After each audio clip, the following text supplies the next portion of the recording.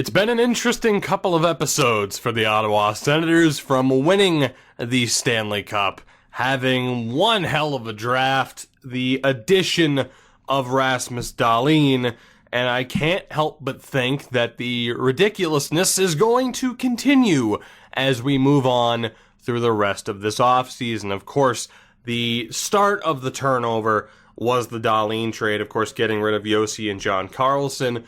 That is going to continue, as we established in the last episode, where we have too many players for too few spots. So let's get right down to business, because along with the re-sign phase, we don't know what kind of curveballs we're going to be throwing with free agency, and we don't really know what kind of curveballs we're going to be throwing with player development. I don't really know who we're going to be getting rid of just yet. So let's take a look at the free agent situation. Dobson and Smith, we're going to wait. But the big thing here, Lajoie, Shea, Stillman, and Benton Moss have to go. Odds are they're not going to improve, and with the amount of young prospects we have potentially coming in, the 20-year-olds that need to be signed, it's worth just getting rid of them. In terms of Stillman and Lajoie being RFAs, no one's going to sign them, and even if they do, it's not going to be for enough money to where we'd get any sort of compensation. Rasmus Sandin, though, being 23, he has an outside chance at still improving, so we'll send him an offer.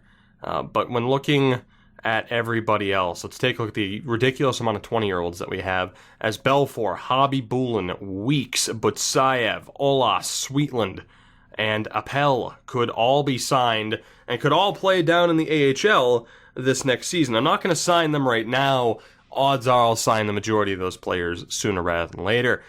The first thing we have to do with forwards is, of course, sign Mr. Eddie Zimmerman, which, my God, what a steal. But also, he's absolutely being changed to a playmaker. I don't think that's up for debate. So, Zimmerman, welcome. Could very well be in our top 6, or at the very least the top 9 next season. And then we get to some more tough decisions, but I want to look to move out some of these players that aren't really going to have any trade value. Ronning, Bastian, Kravtsov, Bjorkqvist, they can all go. You know, Turakov's looking like the only guy that we're going to sign, but there's a chance I'll bring them back. Of course, we know what Ty Ronning's been capable of in the past, and for a depth signing, I don't know if I can let him go, actually. What's he looking for? That's not much, man. And again, as a depth signing to just step into the top 6 in case of injury, I think I need to bring him back. I really do. Those other defensemen, like I said, it wasn't that big of a deal to let them go, just because we don't know what the forward group's going to look like, and bringing in a 78 to an 81 overall player just to sit there on defense in case of injury, that's not all that difficult. Nor would it be difficult to replace Ty Ronning, but, you know, he's also amazing. Whereas, you know, like Nathan Bastian, you know, we might be willing to sign him to bring him back for the AHL squad, but there's really no reason to keep him right now. Might be able to find someone better in free agency. Kravtsov might be worth keeping as well. Bjorkqvist, though, is going to go. I think I'm going to bring back Kravtsov and Ronning. I'm just going to double check what the contract situation looks like. Turakov, we don't have to sign yet either, so we won't.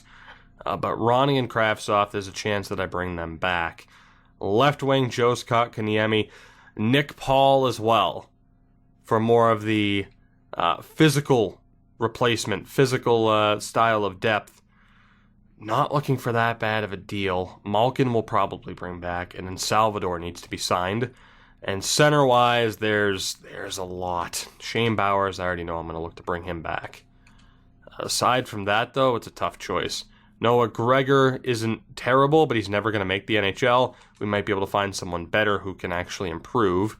He's still got an outside chance for improvement at 24 years old, but you get the point. So the big thing here is, what do we look to do? As I almost dropped the controller, that would have been rough.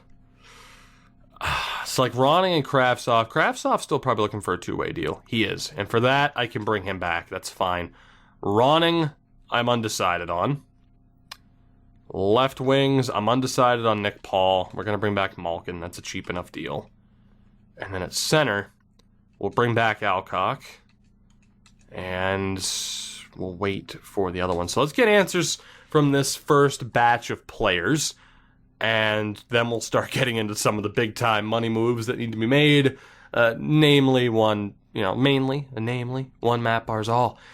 Yeah, that's going to be a big-time money move.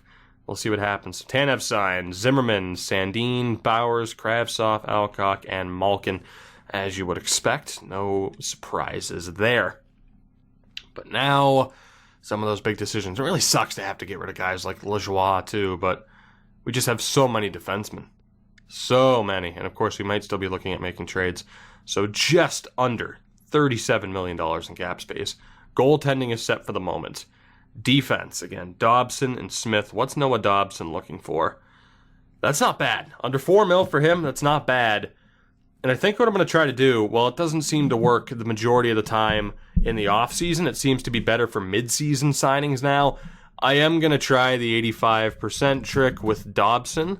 I mean, we'd be able to knock that down to 3.275, which would be a pretty solid deal for him.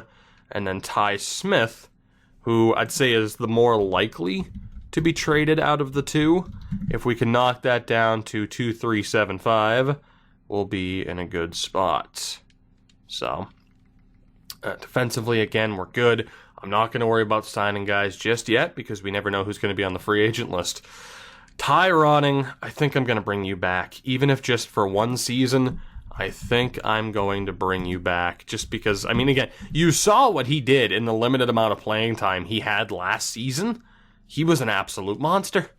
An absolute monster. When he has the chance to step in. Now, granted, he was stepping into a top six that was quite prolific this past season, but you get the point for what he has the ability to do. Tyson Jost. Tyson Jost will probably be traded. That's quite a bit of money. Not that he hasn't been worth it in a way. He's not the best point getter in the top six, but he's such a well-rounded player. Scored some clutch goals.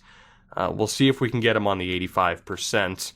Kotkaniemi, of course, will be brought back. And again, with these guys being RFAs, it's easier to work out these minor signings ahead of Barzal, because if Barzal has to go to the free agent or ends up going to the free agent market, at least we know we'd get a hell of a return for him.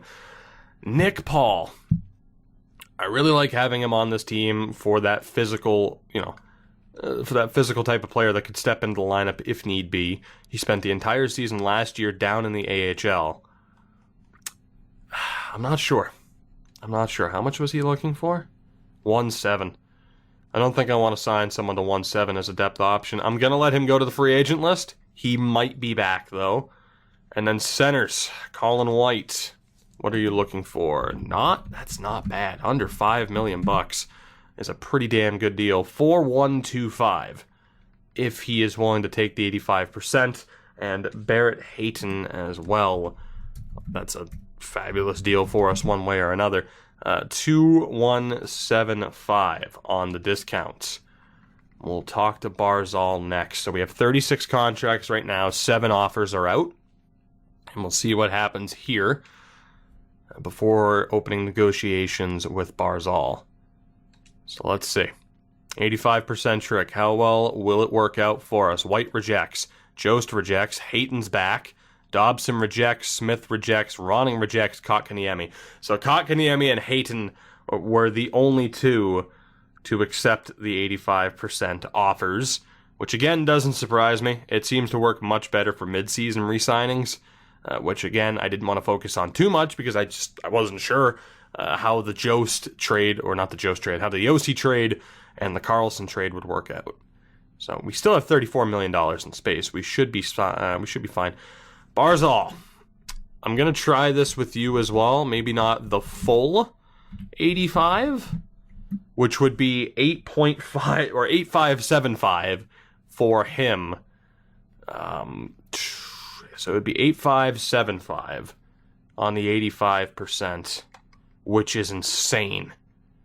What if I bump that up to just 9 million flat? 9 by 5. We'll see if he's willing to accept that. Let me just sort by all expiring as well. Jost, again, forget what that could have been knocked down to. We're not going to try the full discount, but we're still going to try a little bit of a discount. That could have been knocked down to 4.3. Let's try 4.75, just to get that slight discount on what he's asking for. Colin White, at 4.825. We'll try to knock that down to 4.5 even. And running, I mean, I'll just look to give him a 1-by-1 and see if he's good with that. And then defensively, Dobson, which again, I think it was like 3.2, so we'll knock that down to 3.5 over 3 years. And Ty Smith was 2.5, or 2.3 originally, so we'll knock that down to 2.5. And we'll see if any of those work, and if not, we still have time to just offer them what they're asking for, and then still have time to offer them a little bit more if they decline from there.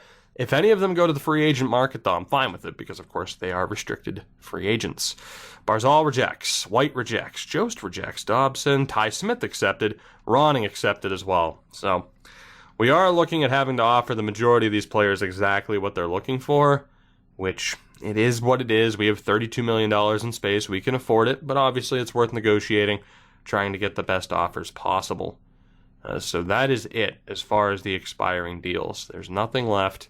Just these 4 players.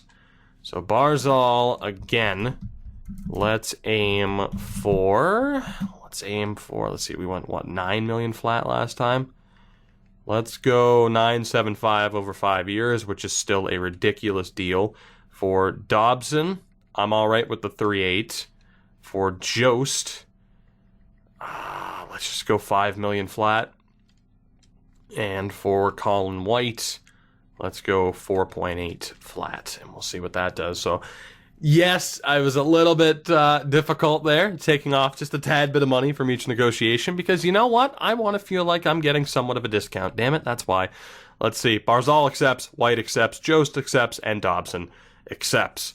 So there we go. Everybody's back, at least, for who we extended offers to. The big casualties here are guys like Nick Paul, and then the defensive depth like Lajoie, Ryan Shea, and guys like that. So we are good. We're only at 36 contracts right now as well, which I forgot as well. RFAs, they don't actually count towards extending the contracts. They count as players you have now. So we're good. We can go to the free agent market, throw our name into the hat for any player we want. We can go after whoever we want, goaltenders, prospects. We're still going to need another AHL goaltender, just as a little bit of depth.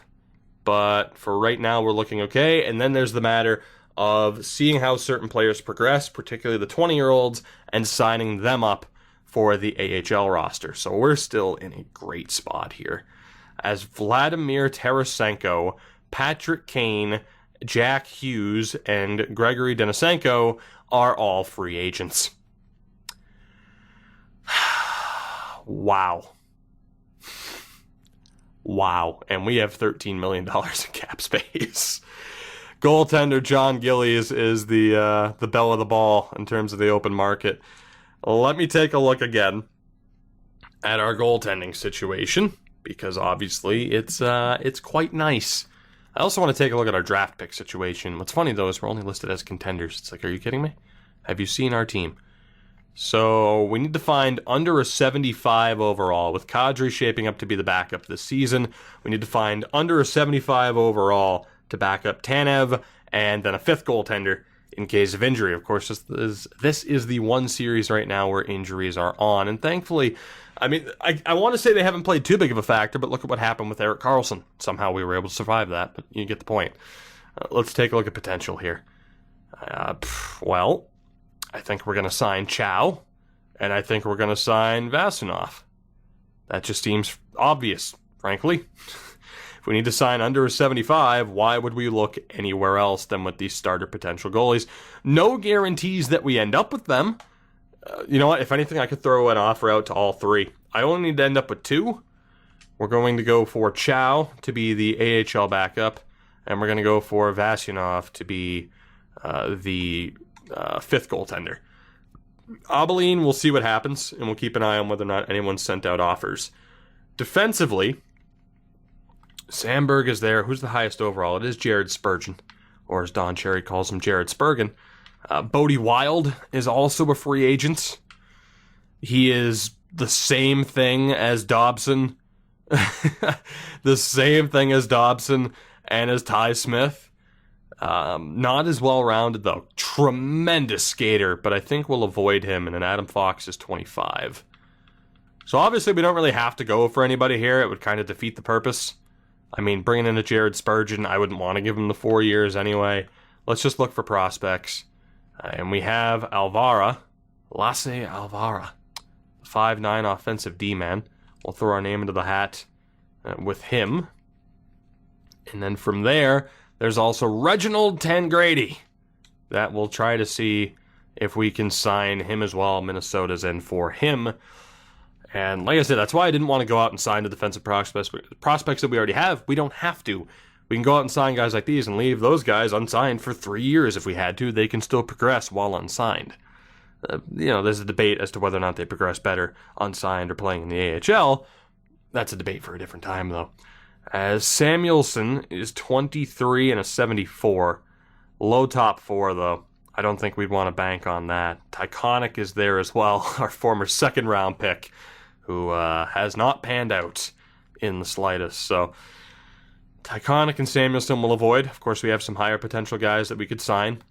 And then in terms of, bringing in some strong AHL depth, I'm all right if Belleville kind of takes a step back. I mean, obviously not having the likes of Shea on that team, Lajoie and Stillman, they're going to be a worse team, but it's worth it. So we're good for defense. Right wing, just a bunch of low top 6s, although Jocelyn, low top 6, 79 overall at 20 years old, Barry Jocelyn, the grinder. That might be worth looking at. Let me just double check these low top 4s. So yeah, it's 23 and a 74. Bomez is 19 and a 63 overall. I'm tempted. I really am tempted. Particularly for Bomez, Gruwal, and Stewart. But that would be just signing prospects for the sake of signing prospects. But I know that low top 4s and low top 6 forwards can develop. I've seen it in this series. I've seen it in other series with the updated rosters. So that's why I'm tempted. Because we have the roster spots as well. And we don't necessarily need to sign those guys that we currently have. I might come back to that. It's the same reason as with right wings. I'm looking at Mironov as well as looking at Jocelyn, who I'd be fine with playing down in the AHL. He could be that perfect option for a fourth line. If we have an injury, he could step in. He could be the depth guy. I'm going to send him an offer. No guarantees that he signs, though. Mironov, 66 overall at 19 years old, a low top 6. I'm going to send him an offer. Berg 4s we might come back to. Left wing, Denisenko and Greenway will avoid for the moment. I am going to send an offer to Serge Belanger for reasons that I, explained earlier. And then centers, Hughes and Paling. You have Jack McBain at a 23 and a 78. And then 23-74 for Tessier. But as I accidentally hit the back button, he was an RFA. Although I could still sign him, but obviously there's extreme likelihood is what we were looking for there, that his team will just keep him anyway. I am going to send out an offer for McBain for obvious reasons. He's looking for a one-way deal, though. I don't know if I'm cool with that because of your pucks. Yeah, you're not worth it. No, sorry, Jack. Not going to happen. Two-way deal would have been nice, though. And then let's see, 23 again, a bunch of RFAs. Julkinen, though, is not, nor is Shannon Dundas. So I'm going to send an offer out for Julkinen. I'm going to send an offer out to Dundas, and that brings us up to 9 contracts offered. So we still have some maneuverability if we wanted to go in for one of these big-time players that still happen to be available. Are they needed? Not quite, but that doesn't mean that they're not worth signing. I wanted to check high top 9, and it's only Igor Korshkov who's not looking like he's really worth signing. So again, goaltenders were set for the moment. Defense, no one's really worth bringing in based off who we have already. Obviously that top 2 is set, and then the middle pairing, whether it's Dobson, Ty Smith, any combo like that, it's fine, especially for the money. Having like a Spurgeon and a Severson would be nice, but open market. Forwards. Forwards. This is where it gets interesting because of those top four. I mean, you know what kind of monster Tarasenko is if you've ever played franchise mode. Jack Hughes, I mean, obviously, but I think I'm going to avoid him because of a certain other series that he features in. Dennis, oh my God. The puck skills, the offensive awareness for Denisenko. 82 points. Jesus.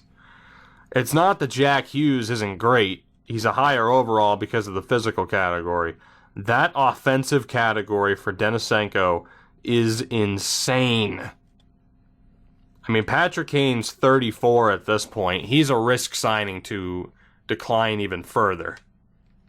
Denisenko could be worth it. 5 teams are interested, to no surprise whatsoever. Let me take a look at what our top 6 is shaping up to be, and who might be traded if we sign Gregory Denisenko. So our top 6 right now: Barzal, Borgstrom, Stone, Gusev, White, and Jost. Same thing as it was last year. Would trading a Tyson Jost make sense to bring in a Gregory Denisenko? Yes, probably. Probably. And then, of course, you also factor in the Heiskanens, Haytons, Kotkaniemis, who could still improve. Damn. That is something. That is something. Like I said, Jack Hughes would be a hell of an addition to this team, but I'm trying not to reuse players in series, and he's already featured pretty prominently in a different series. And then you have the likes of Tarasenko and Patrick Kane that are both in their 30s. Tarasenko's 31, Kane's 34. Denisenko is only 23. And I don't recall really using him that heavily at any point this year. 99 offensive awareness. Wow. And then, of course, what did Kane do last year? Put up 66 points. What about Tarasenko? Put up 70. I'm going in for Denisenko. I am. I'm sorry. I have to. Only looking for a 2-year deal, which is tremendous. Because then we could resign him relatively quickly using the 85% and get a hell of a discount. I'm going to go up to 6.5. 6.5 over 2 years. I don't want to go up by too much. That could put us into a tiny bit of cap trouble moving forward. Just because of some of the contracts that are coming up, including Borgstrom's. So 2 years, 6.5. Let's throw our name into the hat. 10 contract offers out. Let's move forward just a little bit to see what players we end up with. I'm intrigued to see how this goes. I'm also going to double check the goaltenders just to see if anyone's in for the goalies that we've sent offers to. No one else is in for Chow and Vasyunov, huh? That's interesting. I was going to send that extra offer to... You know what? Fuck it. Whatever. Send that offer to Albaline as well. I'm still tempted to send out an offer to the likes of Gomez, Gruwal, and Stewart. Admittedly, I'm wanting to do that because I know that there's a likelihood that they could end up being traded. They wouldn't bring back the best return in terms of what they'd be worth value-wise. Jesus, there's so many low top 6s, too, that are fresh out of the draft. Holy hell. But we also have so many players still, so I don't know. I don't know. I'm trying to do what I can, of course, to make sure we end up with the best players possible. Tangradi has accepted. Dundas has accepted. Belanger, Yulkinen, Alvara, Mironov, Vasyunov have all accepted. Well done. Let's see. Next day, Chow is accepted. Jocelyn, Albaline. Is that it? Have we signed all 10 players that we went in for? Outside of Denisenko. Denisenko is the last one. 7 teams are in for Denisenko. None of the big fish are off the open market yet. We have $13 million in cap space. We should be getting an answer from Denisenko right here and right now. And he accepted. We outbid 6 other teams. Gregory Denisenko is here, which means changes to the top 6 are extremely likely. What a signing. He might not be the best player out of Tarasenko, Hughes, and Patrick Kane, but what a signing he is. And that's what I'm talking about in terms of not knowing what's going to happen from episode to episode, because I didn't plan on signing a Gregory Denisenko. He became available, and Jesus. Oh my God, what an addition he is. This team, man. This team, and of course, like drafting a Zimmerman, trading for Erasmus Dahlin. I mean, this is looking good. We just won our first cup, and what could continue to happen moving forward is ridiculous. Did I need to sign that extra goalie? Probably not. I did, though. So we're at 47 contracts. I did sign the best players out of the low top 6 forward, low top 4 potential defensemen. So I think I'm good. I'm going to move forward with the roster that we have as we get an offer for Dougie Hamilton. No thanks, I'm good. I'm good. I'm fine. Okay, I'm going to keep getting offers for defensemen, which I don't need. The big thing now, of course, is to see what kind of player progression we end up getting and who the best players for the job end up being. So we're not done. We're not done.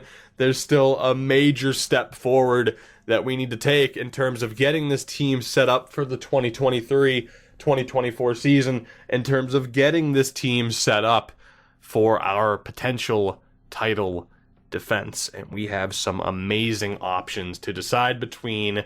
Needless to say, I'm a tad bit excited with what this team could be next season after winning the Stanley Cup. So that's always nice to still have that same level of optimism. And again, I'll admit, some of those signings might have been a little bit excessive with some of the unsigned prospects, the 20-year-olds that we have. But like I said, with unsigned players still being able to develop, we still have their rights. View them, if anything, as like an NCAA signing, right? Just pretend they're in the NCAA and we haven't signed them yet. And, if we don't, they're like Jimmy Vesey and they go to free agency and sign with the Rangers instead of the Bruins. I'm not salty over that. It's just a fact, and it was the best example that I could use to justify my signings. So let's take a look at the roster, shall we? So goaltending, Shesterkin and Kadri. Shesterkin's back to an 85, so he's dropped a little bit due to the morale. Kadri up to an 82. We have Tanev and Chow as the goaltenders in the AHL, which is amazing. Vasyunov and Albalin there as depth. Defensively, Dahlin, Carlson, Shabbat, Dobson, Colton, Smith, Reagan, Godfrey, and Marsh are all NHL caliber. Right. Changes are going to have to be made there. We're going to have to decide who gets those spots. Top 4 talent-wise, Dobson and Shabbat would make sense to keep. But when you look at Colton, I think a Ty Smith is pretty much guaranteed to be out, seeing as he's 23 and still kind of at that same level. And of course, Ian Reagan's absolutely staying. So right now, Ty Smith is out, right? So right there would be our top 6 as it stands. Ty Smith is gone. Unless we were to play him down in the AHL, wouldn't make sense. Might as well trade him to get value. Godfrey and Marsh. Godfrey's low elite. Marsh is medium top 4. Oh boy. We have to get rid of 2 other players here. And then we have to factor in depth. And again, I think keeping someone like a Ty Smith for depth for this season, I mean, it might make sense just because of that crazy amount of depth. Maybe I'll trade him for a draft pick. I'm not sure. There's a chance he could stay.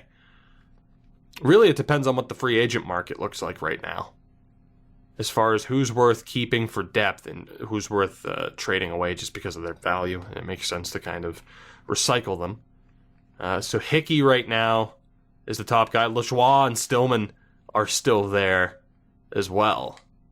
I should have taken a look at some of the top signings too. My bad. I always eventually fall. I get so much tunnel vision on our main team that I never really care to look at other teams. I don't even know at this point if it would show. No, it's not. It's not going to show way back at the start of the list. We'll find out eventually where they ended up. So that's a thing. Let me take a look at the forwards, because the defense is still going to be a tough call. In terms of forwards, oh my god. Right. This Markstrom's arrived. Oh boy. Kotkaniemi, Krebs, Carl, Jocelyn, Ronning still there. Yeah. We have some decisions to make and some very valuable players And someone like a Ty Smith on defense might still be worth keeping too. So let's see what we're dealing with. So goaltending-wise, we're set. We have Langlois still, or Langlois, who is worth signing. But we're not going to sign just yet. Tanev, Kadri, Sjostjorkin, and then, of course, Vishunov, Alblin, Elanen's still there, and Chow. So our goaltending's set to a ridiculous extent. Defense. So we have Dahlin and Carlson, Shabbat, Dobson, Kaltonen, Reagan's staying. So you could then argue that it should be, between Kaltonen and Marsh, I think I'd probably trade Godfrey. Do I value a low elite over a medium 4? Sandin, Milroy, I don't think is worth signing yet, but eventually will be, of course. What a steal he was. Peltonen, I'm now starting to get very concerned about his development. We'll see what he does this season. Hobby Bullen, Weeks, Belfour. We have so many guys that should be in the AHL. And will be. Of course, we still don't have enough defensemen signed.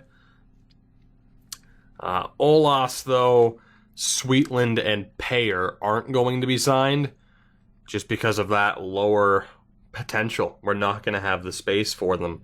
They're going to have to be moved. As it is, we barely have enough space for the guys we have now. So I guess that question of Godfrey, Reagan, Kaltonen. So again, let's see. So 4, 5, 6. I'd still have to move 2 guys, of course. Marsh is staying. That potential, or the offensive awareness with that potential, he's staying. Godfrey isn't really NHL ready. The passing, the shots, brutal. Offensive awareness, okay. The defense is nice, but he's not that physical either. Mark Godfrey, as he currently is not good enough. So then you have the question for Godfrey of, is he worth keeping as a depth defenseman? Not really. Is he worth keeping in the AHL to see if he can still improve? Not really, because of the guys we're going to have playing down in the AHL. So I think Godfrey's the first out. And then it comes down to, it would come down to Marsh and Reagan. And Marsh stays. It would come down to Marsh and Kaltonen. Kaltonen's a point better already. Granted, I'm not getting rid of Marsh. So, Posse Kaltonen could be worth keeping as kind of the more well-rounded defensive D-man depth option. It's just, what do I want to do with Ty Smith? That's the question, whether or not he stays as depth. But I'm set in stone that Godfrey is gone, and we're going to get rid of these others that aren't exactly worth keeping. So I also want to see Brust can go, and Shishkinov will probably go too, but we can move out these guys here. I'd prefer to move them out west just in case. So I need a team that has contract spots. St. Louis would work, but they're not interested in Godfrey. Is there any team that works here? I don't think LA would work. Boy, I am not exactly having a ton of options here, am I? A lot of teams are full on contracts, which isn't surprising given what the free agent list looks like. Chicago has so much cap space. Can we work this out? The second round pick would obviously be quite low. I'm just going to check with the teams that only have 49 contracts. Might have to work out this deal with Detroit, which, Godfrey might come back to haunt me. Normally is how it happens. But we shall see. The LA Kings, there has to be one team that just has one too many goalies signed and can still make this work. Please? It works sometimes like that. Not looking like I'm going to get lucky. St. Louis, even though you don't have interest in the player, they'd still have too many skaters. Damn it.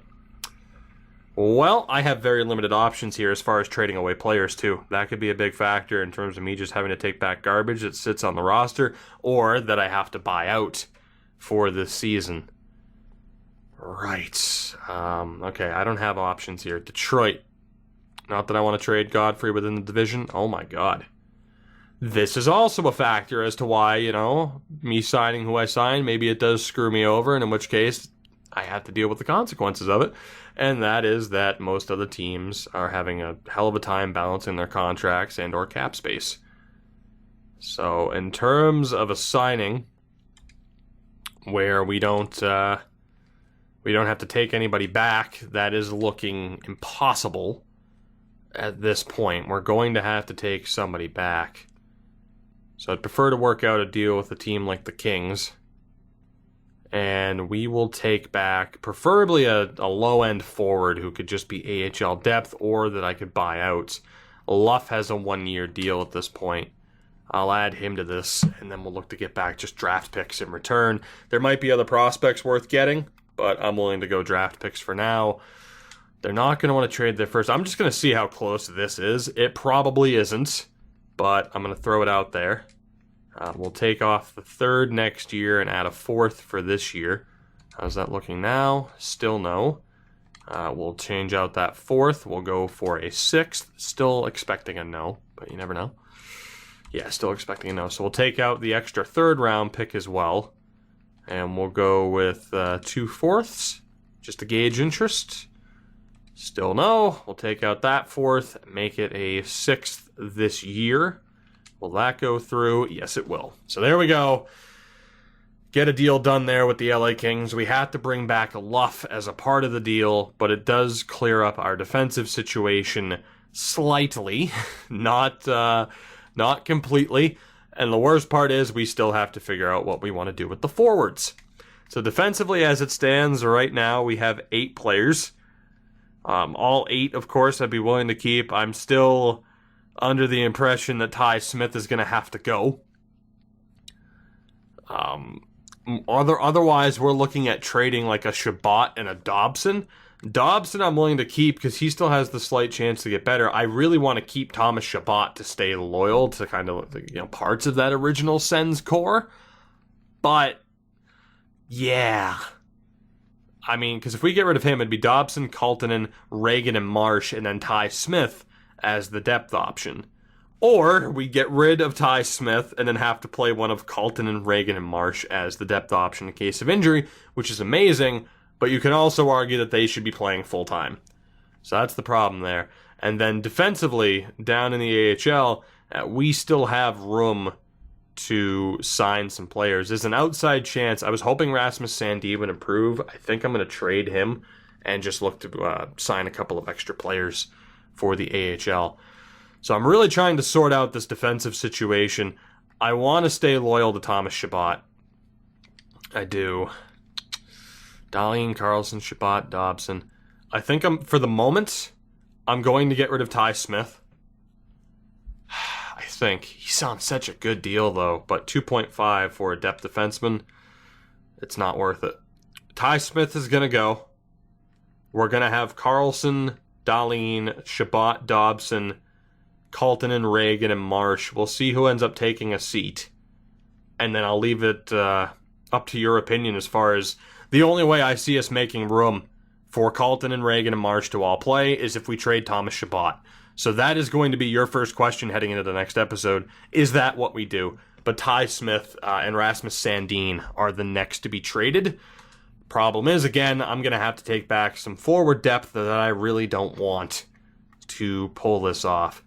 So Smith and Sandin are going to be on their way out. Is there a team? Again, there isn't a team that can make this work. Let's talk to St. Louis and see what random forward I can get. Then again, we just worked out that deal with St. Louis. I don't want to trade any of my half-decent players, though, to anybody in the East, let alone a division rival.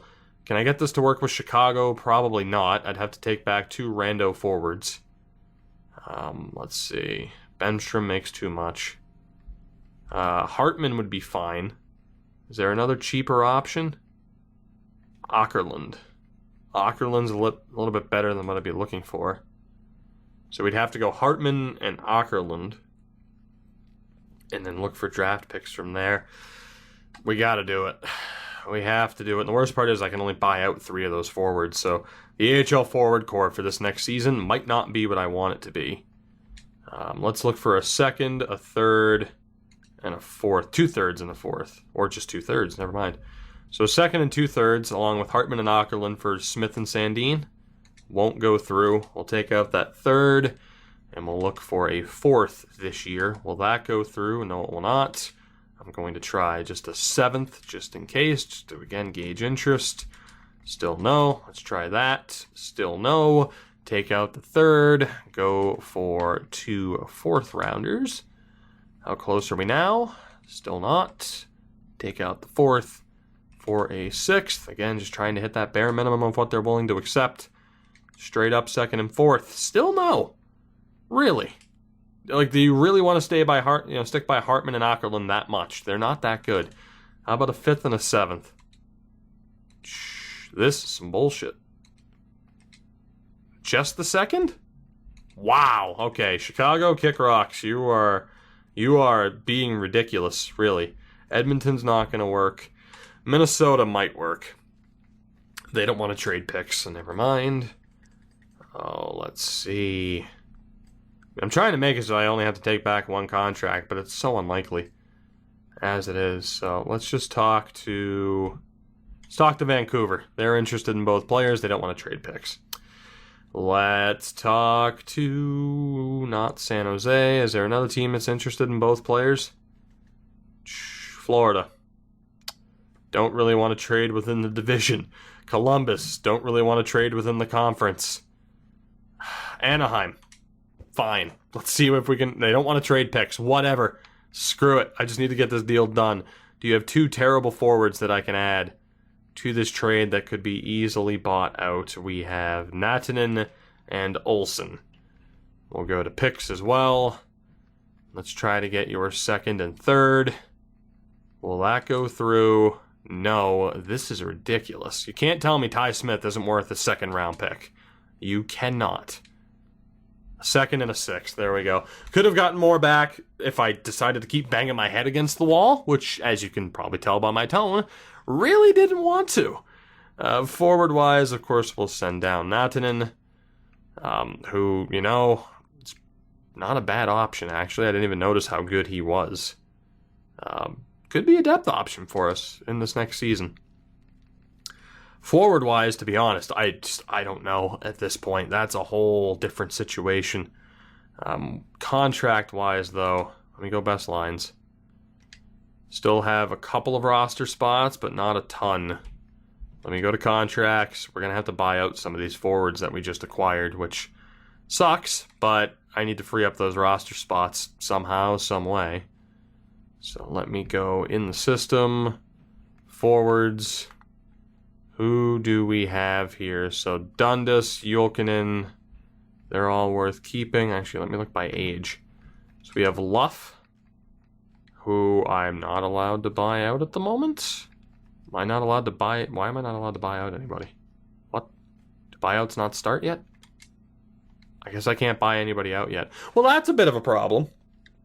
That's a bit of a problem. We'll have to deal with that situation later, I guess. That's not ideal. We'll figure that out afterwards, I guess. So in terms of signing, you know what? This is going to take so long. Especially for the forwards. I don't know how long I want this episode to be. But yeah, it's going to take a while. Just because of the crazy amount of forwards as well. Trying to work out this roster.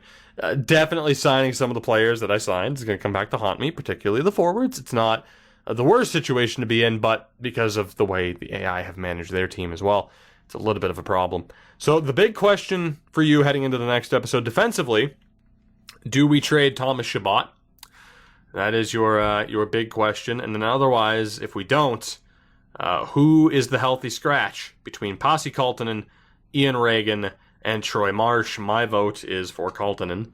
Of course, that means he stays on the team. He's not going anywhere. He just doesn't play to start the season. Forward-wise, I don't know what we're going to do here. Top line could still be Borgstrom, Barzal, and Gusev. Second line could be Jost, White, and Denisenko. Denisenko's a lefty. No, he's a righty. Okay. It could be Jost, White, Denisenko. Third line could be... I don't even know. I don't know who gets traded. White and Jost might both be traded so that we can keep Mark Stone. I don't know. Talk about Zimmerman and Markstrom taking a step up. All of those players combined with Krebs, Carl, Jocelyn, Ronning. It's ridiculous. I have a lot to try and sort out here. I don't know what this team's going to look like by the time we're done. I don't know. So I'm going to take a step back for the moment. I want your opinion on the situation. Let me know what you think of the moves we made so far. The signings, the addition of Gregory Denisenko. Next episode legitimately might just be more roster management. If it is, I'll try to title that episode Roster Management. But that does it. We're almost done with this offseason. This team, one way or another, on a positive note, should be ridiculous heading into our title defense. So thank you for watching. You know the deal. Like, comment, subscribe, and share, and notification bell, and hopefully YouTube doesn't delete my channel again. Thank you for watching. I love you all, and goodbye for now.